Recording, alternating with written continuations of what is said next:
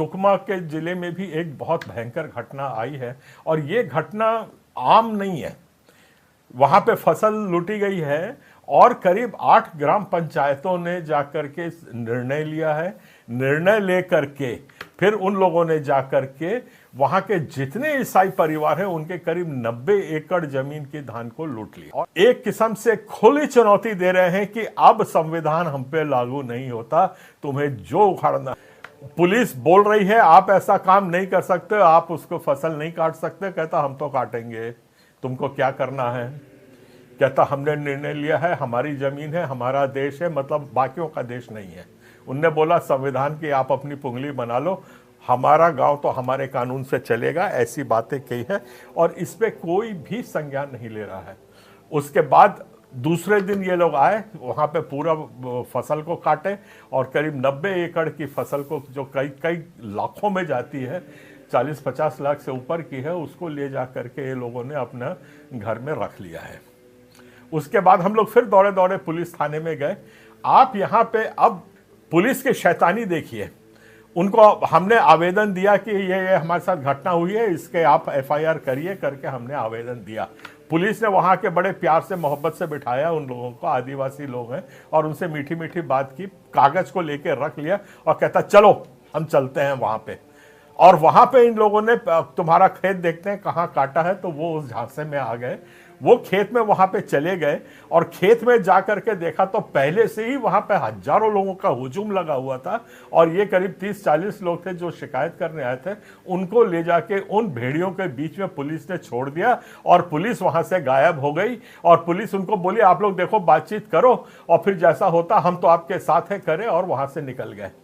अब वो 30-40 लोग कम से कम 1500 लोगों की भीड़ में फंस के गाली गलौज उनको ले और हमको दस्तखत करो, अभी समझौता लो, कंप्लेंट वापस ले रहे हैं करके दुनिया भर के कागज उनको दस्तखत कराए, हम धर्म वापस कर रहे हैं, हम अपना फिर से आदिवासी बन रहे हैं, हम ईसाई धर्म हम नहीं करेंगे, ये सब लिखवाया और वहां से फिर वो जान वान बचा करके अपना भागे हैं।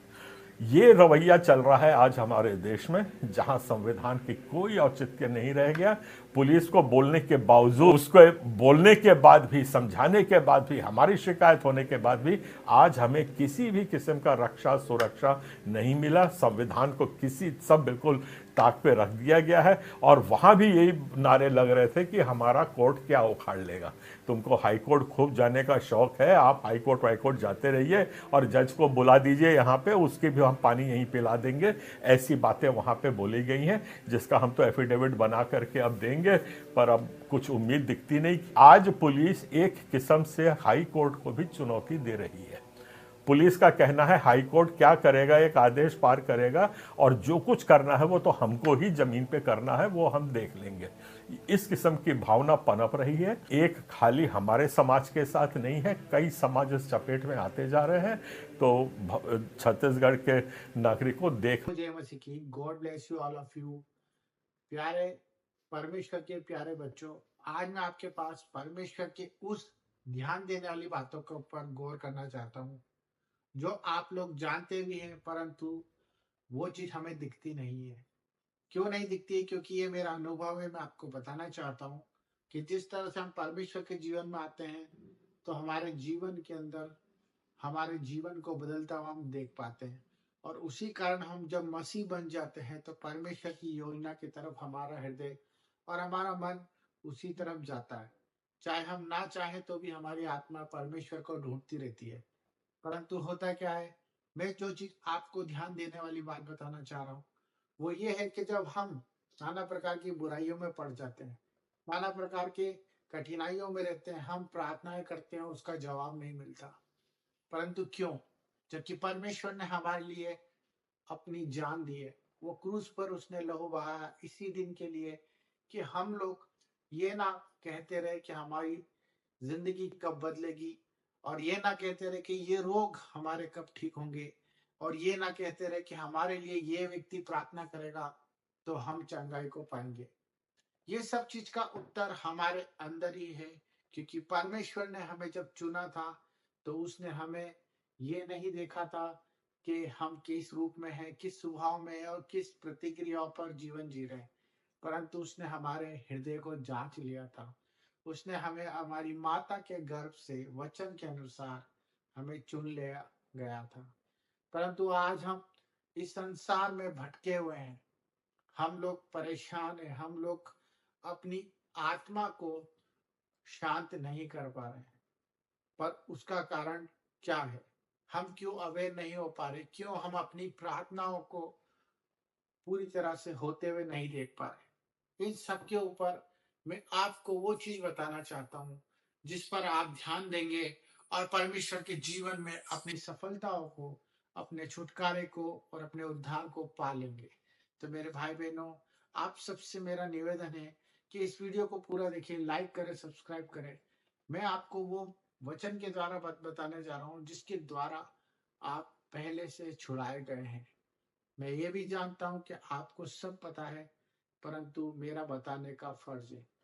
तो जो आज चारों तरफ विषय चल रहा है, धर्मांतर जो चल रहा है, सर्विसेज के बारे में, जो पास्टर ही पास्टर के ऊपर उंगली उठाया जा रहा है, जो आज चल रहा है, आप देख पा रहे हैं कि हम लोग जब मसीहत में आ गए हैं तो हम खुल के क्यों नहीं जी पा रहे, हम खुल के क्यों नहीं बोल पाते।